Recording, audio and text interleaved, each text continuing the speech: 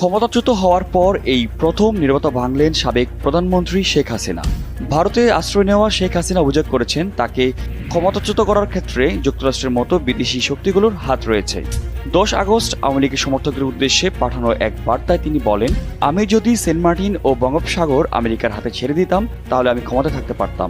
পাঠানো বার্তাটি ভারতীয় গণমাধ্যম দ্য প্রিন্টে নজর এসেছে।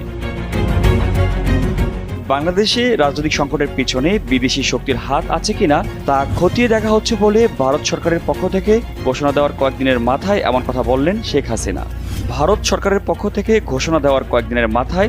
কথা বললেন শেখ হাসিনা। অনেকদিন ধরেই যুক্তরাষ্ট্রের সঙ্গে শেখ হাসিনা সরকারের টানাপোড়েন চলছিল।